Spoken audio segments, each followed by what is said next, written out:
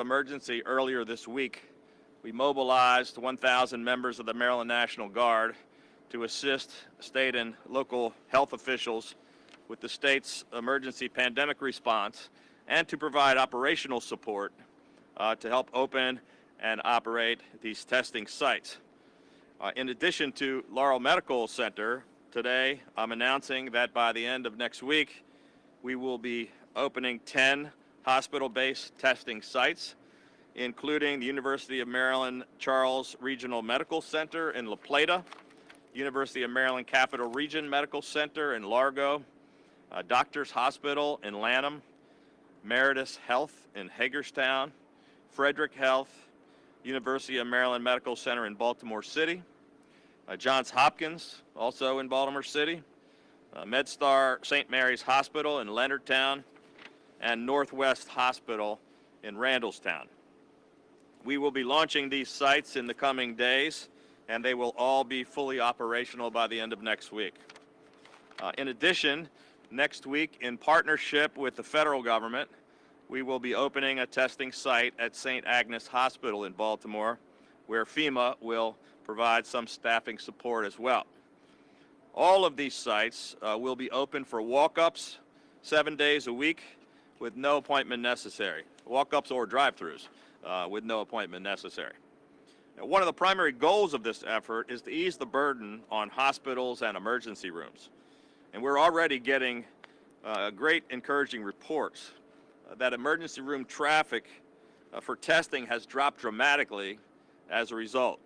University of Maryland Upper Chesapeake Health in Bel Air, for example, has already seen a 72% drop in emergency room visits since we stood up the testing site there.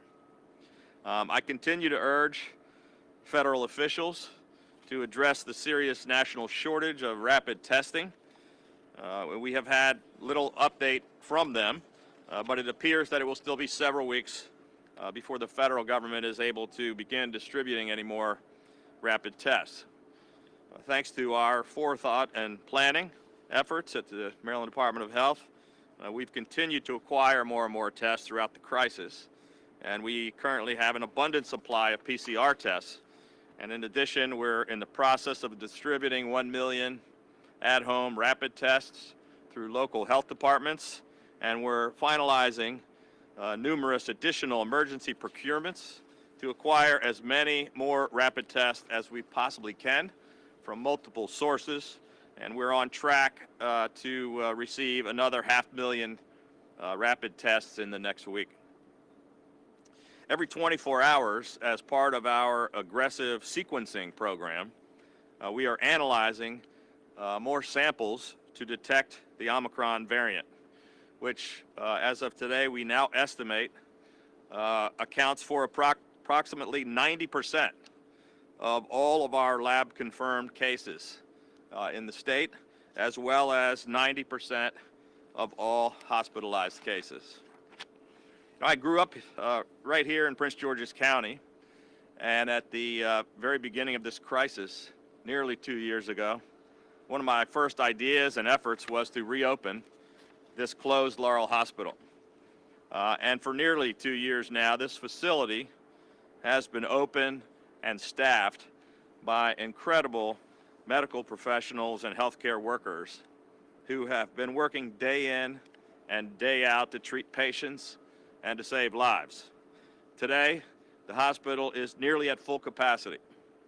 Earlier this week, I asked Marylanders to take a moment to thank our healthcare workers, and today I just got a chance to say thank you myself, but I want everybody to thank all of the heroes here at the Laurel Medical Center.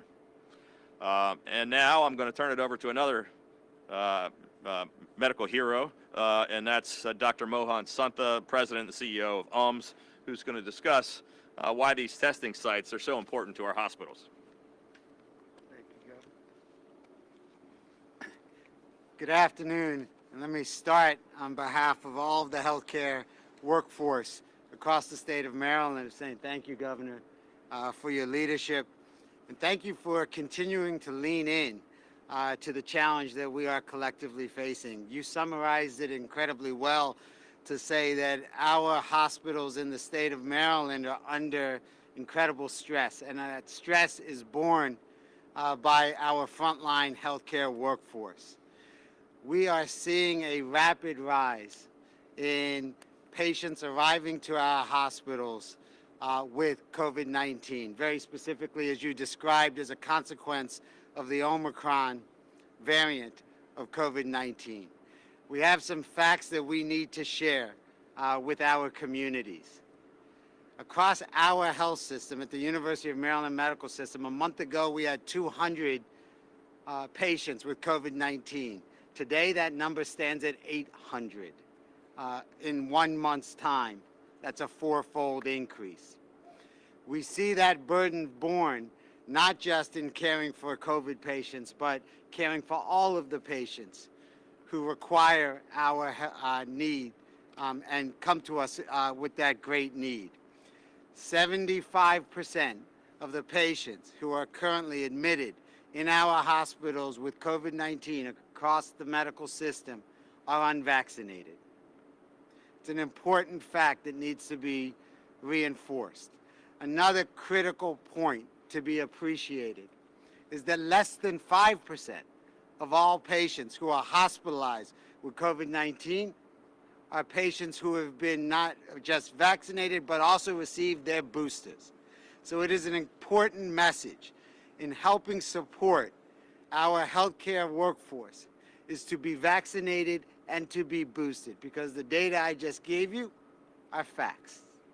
And that is what we can do most notably. As Governor mentioned, another important piece of our fight is now standing up these testing centers outside of our emergency rooms, because the burden that it is placing on our emergency rooms and on our workforce is a disproportionate burden to now not just take care of the patients who are coming to us with other healthcare needs, but now those people who are coming in search of testing and in search of understanding whether they've been exposed to COVID-19. These testing facilities will be an incredible resource right now in the fight against COVID-19.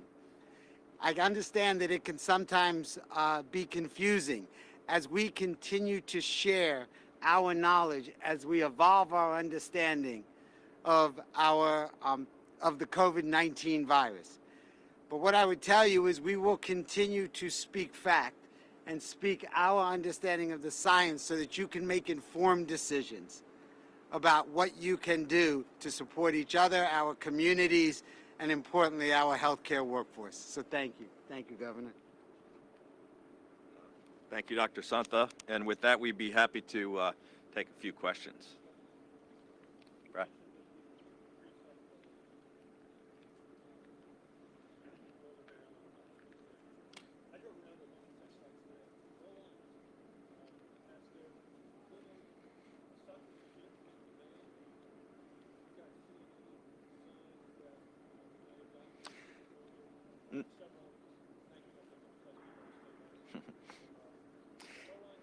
You know, I think part of that has to do with the increased supply that we have of rapid tests and the fact that we have stood up some more testing centers. The demand is still there. I think we've still done, 46,000 tests in a day, which is about the same as it was. But I have noticed as well. I left the State House and saw, I think 2 or 3 people standing out in front of a line where we saw it blocks long before. So, we're making progress. I think, we've opened up a couple now already, and with the additional 10 sites, by the end of next week and another 10 after that, hopefully it's going to make a difference. And as I mentioned, we don't have, statewide results to look at, but from the one hospital where we stood up the testing site outside, the fact that the people going into the emergency room dramatically decreased because, we don't need to go to an emergency room to get a test. There's people really sick that are coming to the emergency rooms that our healthcare heroes need to take care of.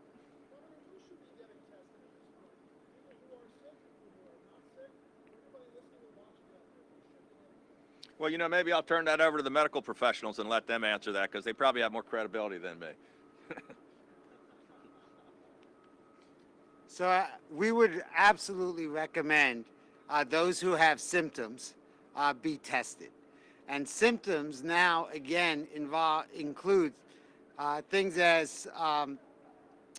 Things like sore throat, things like cold symptoms, you should be tested. And the reason we want you to be tested is because if you are found to be positive, then things like quarantining and mask wearing can help reduce spread.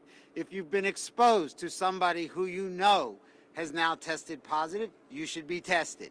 So again, it's about trying to understand who's positive so we can decrease the risk of spread.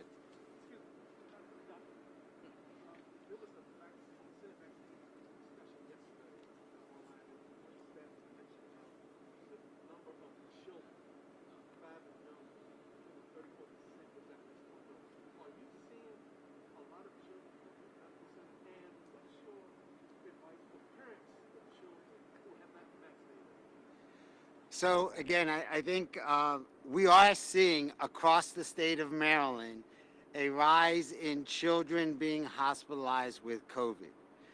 We would continue to advocate to follow the guidelines of the CDC for children who are eligible to be vaccinated. We understand that it is safe, and we understand that vaccination is an important tool in helping decrease the risk of hospitalization and severe healthcare impact.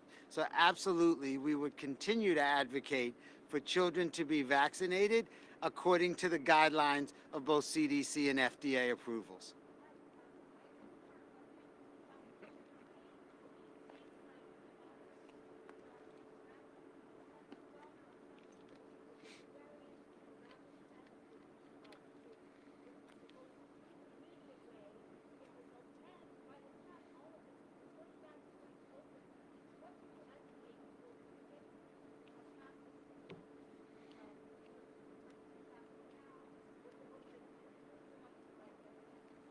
Well, maybe I'll let Dr. Wolford tackle that one.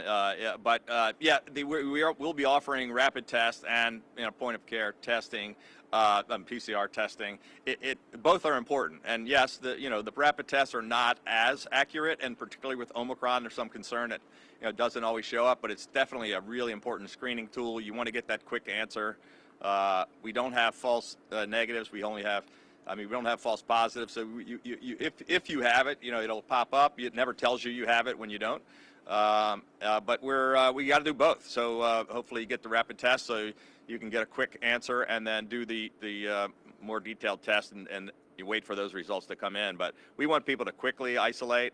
If you get a rapid test and it says you're positive, then you should isolate and take all the precautions to keep from infecting your friends and family and coworkers and neighbors. I don't know if you want to add anything to that, or on the volume. I think it's just as many as we could possibly get done. As I mentioned, we have an unlimited number of PCR tests. We have, we're distributing 1 million rapid tests. We have another 500,000 coming in within another week or so, and we're looking to acquire, as many as we can get.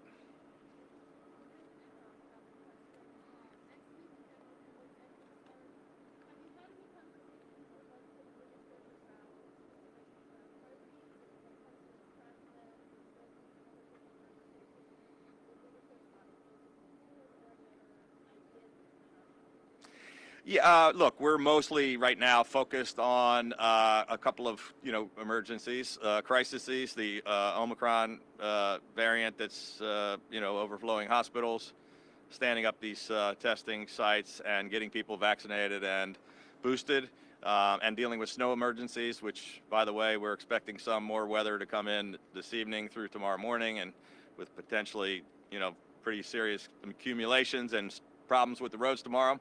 But obviously the legislative session is about to start. We have had some conversations with legislative leaders. We will, we're going to be focused on a couple of key priorities. You mentioned one of them. Crime is a big issue. We have, we're trying to get fair maps drawn with the legislative redistricting process and congressional redistricting.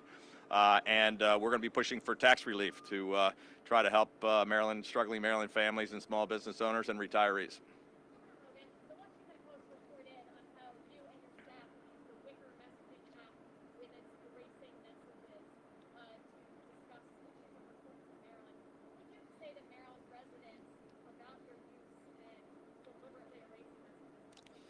Yeah, I don't really have much to say about that. I mean, it's not really much of a big deal. We addressed this more than, I guess, about a week ago.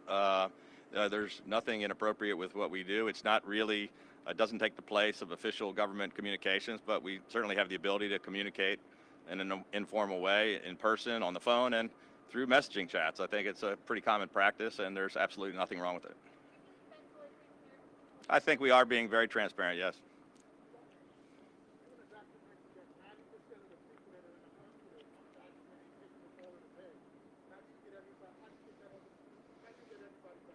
Well, thank you. It's a wonderful question. That's what we're working on. We are one of the most vaccinated states in America. More than 92% of our residents have been vaccinated. But you're not fully vaccinated until you get the 2 shots, and you really need the booster to be protected by this new variant. So we've continued to message over and over again. We're excited that now we're able to do booster shots for our 12 to 17-year-olds, which just came about as of yesterday. And that we're now able to get our younger children vaccinated, and we hopefully will be able to get them vaccinated and boosted. And we just encourage everybody. You know, I know some people still, although it's a small number of people here in our state, 8% of the people who have refused to get the vaccine, we just still encourage you to do it. As Dr. Santa said, the less than 8% of the people are responsible for 75% of the hospitalizations and deaths. I mean, I don't know how much clearer to make it to you. You know, the vaccines and the boosters work.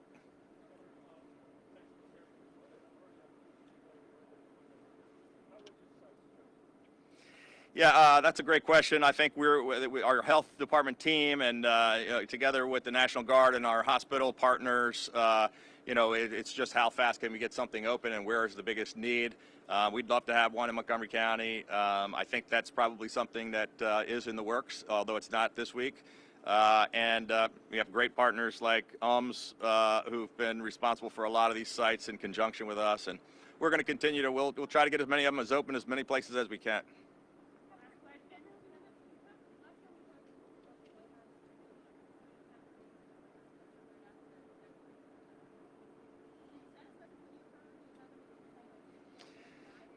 Yeah, I think it's safe to say that the governors in general are somewhat frustrated. I mean, everybody's doing the best job they can, and they have made some progress on certain things, but the confusing guidance is still a problem. I think, you know, they tried to take care of the confusion, but they made it more confusing. And the problem of kind of over-promising and under-delivering, I think it was quite a while ago when they said they were going to deliver 500 million tests out to people's homes, rapid tests, and we've heard absolutely nothing about that since then. It's been a couple of weeks. And we asked about it. We don't have any updates. But you know, we're going to continue to try to work together with them. We're very happy that they're coming in to stand up the one testing center with us at St. Agnes and provide some staffing help. And I know that they're working hard. And you know, we've been pushing to the federal government on a couple of issues. One, to get more rapid tests produced and acquired and distributed out to the states. To get more life-saving treatments out to us, including you know, the monoclonal antibody treatments that will work for Omicron, which there's a big shortage of, and to get help do whatever we can with the Defense Production Act or whatever to quickly get out, produce the Pfizer new antiviral pills and get those out to the states, because all of those things can help save lives, and none of us can do that without the federal government.